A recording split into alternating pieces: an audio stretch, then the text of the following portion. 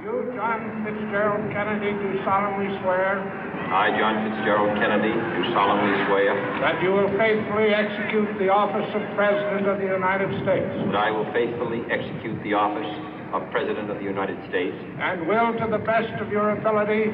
And will, to the best of my ability. Preserve, protect, and defend the Constitution of the United States. Preserve, protect, and defend the Constitution of the United States. So help you God. So help me God.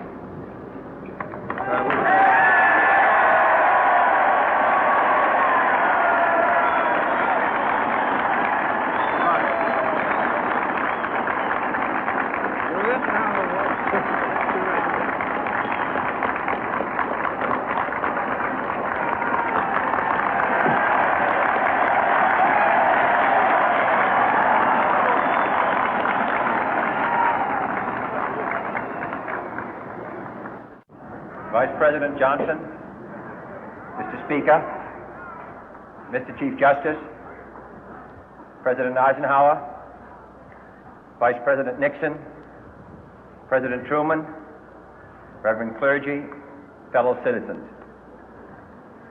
We observe today not a victory of party, but a celebration of freedom, symbolizing an end as well as a beginning, signifying renewal as well as change.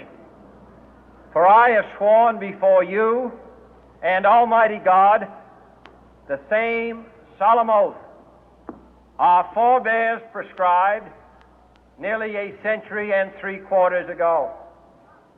The world is very different now, for man holds in his mortal hands the power to abolish all forms of human poverty and all forms of human life. And yet the same revolutionary beliefs for which our forebears fought are still at issue around the globe. The belief that the rights of man come not from the generosity of the state, but from the hand of God. We dare not forget today that we are the heirs of that first revolution. Let the word go forth from this time and place to friend and foe alike that the torch has been passed to a new generation of Americans born in this century, tempered by war, disciplined by a hard and bitter peace, proud of our ancient heritage, and unwilling to witness or permit the slow undoing of those human rights to which this nation has always been committed and to which we are committed today at home and around the world.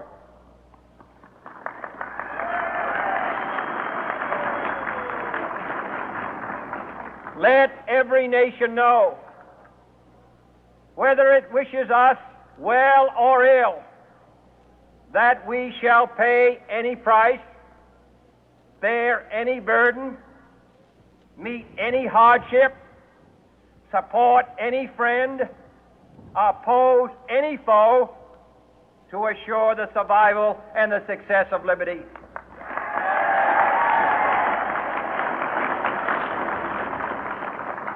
This much we pledge and more. To those old allies whose cultural and spiritual origins we share, we pledge the loyalty of faithful friends. United, there is little we cannot do in a host of cooperative ventures.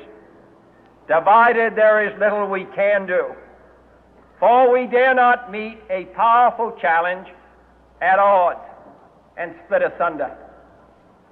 To those new states whom we welcome to the ranks of the free, we pledge our word that one form of colonial control shall not have passed away, merely to be replaced by a far more iron tyranny.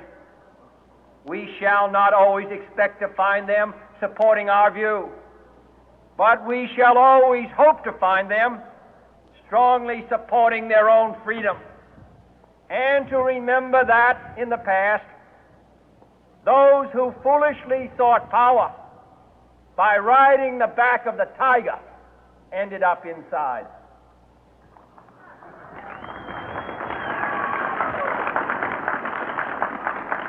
To those people in the huts and villages of half the globe struggling to break the bonds of mass misery, we pledge our best efforts to help them help themselves for whatever period is required, not because the communists may be doing it, not because we seek their votes, but because it is right.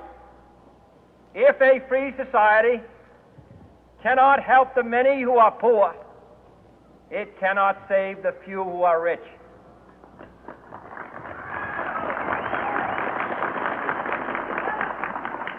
To our sister republics south of our border, we offer a special pledge to convert our good words into good deeds, in a new alliance for progress, to assist free men and free governments in casting off the chains of poverty. But this peaceful revolution of hope cannot become the prey of hostile powers. Let all our neighbors know that we shall join with them to oppose aggression or subversion anywhere in the Americas.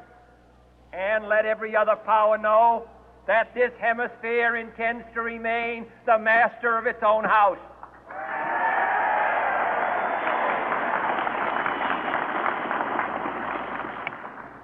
To that World Assembly of Sovereign States, the United Nations, our last best hope, in an age where the instruments of war have far outpaced the instruments of peace, we renew our pledge of support to prevent it from becoming merely a forum for invective, to strengthen its shield of the new and the weak, and to enlarge the area in which its writ may run.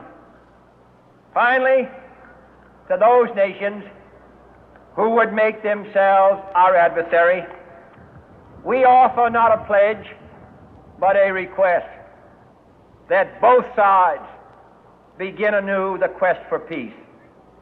Before the dark powers of destruction, unleashed by science, engulf all humanity in planned or accidental self-destruction, we dare not tempt them with weakness, for only when our arms are sufficient beyond doubt can we be certain beyond doubt that they will never be employed.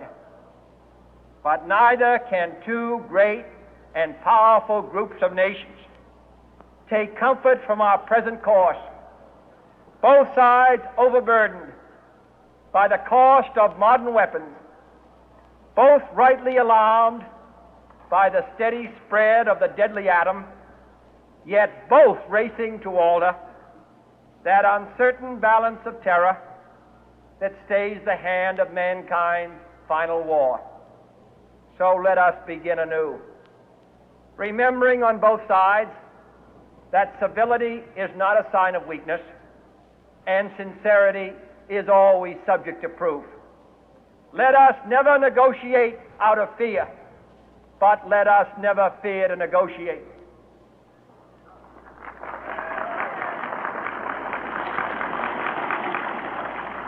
Let both sides explore what problems unite us, instead of belaboring those problems which divide us.